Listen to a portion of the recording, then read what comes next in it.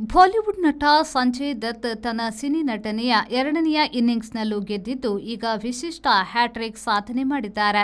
ಪ್ರಸಿದ್ಧ ನಟಿ ನರ್ಗೀಸ್ ಮತ್ತು ನಟ ರಾಜಕಾರಣಿ ಸುನಿಲ್ ದತ್ ಅವರ ಮಗ ಸಂಜಯ್ ದತ್ ನಾಯಕ ನಟನಾಗಿ ಮಿಂಚಿದವರು. ಸಾಕಷ್ಟು ವಿವಾದಗಳ ನಡುವೆ ಅಕ್ರಮ ರೈಫಲ್ ಹೊಂದಿದ್ದಕ್ಕೆ ಜೈಲಿಗೂ ಹೋದವರು.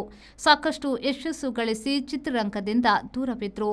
ಕಳೆದ 3 ವರ್ಷಗಳಿಂದ ವಿಭಿನ್ನ ನಟನಾಗಿ ಎರಡನೆಯ ಇನ್ನಿಂಗ್ಸ್ ಆರಂಭಿಸಿದ್ರು. ದುರಂಧರ್ ಸಿನಿಮಾ 1,000 ಕೋಟಿ ರೂಪಾಯಿ ಗಳಿಕೆ ದಾಟುತ್ತಲೇ ಸಂಜಯ್ ದತ್ ಹ್ಯಾಟ್ರಿಕ್ ಸಾಧಿಸಿದಂತಾಗಿದೆ. ಸಂಜಯ್ ದತ್ ಇರುವ ಕೆಜಿಎಫ್ 2, ಜವಾನ, ದುರಂಧರ್ 1,000 ಕೋಟಿ ರೂಪಾಯಿಗಿಂತ ಹೆಚ್ಚು ಗಳಿಸಿವೆ. ಇದು ಅವರಿಗೆ ಹ್ಯಾಟ್ರಿಕ್ ಸಾಧನೆಯನ್ನ ನೀಡಿದೆ. 1,000 ಕೋಟಿ ರೂಪಾಯಿ ಕಂಡ 3 ಸಿನಿಮಾಗಳಲ್ಲಿ ಪ್ರಮುಖ ನಟ ಬೇರೆ ಯಾರೂ ಇಲ್ಲ.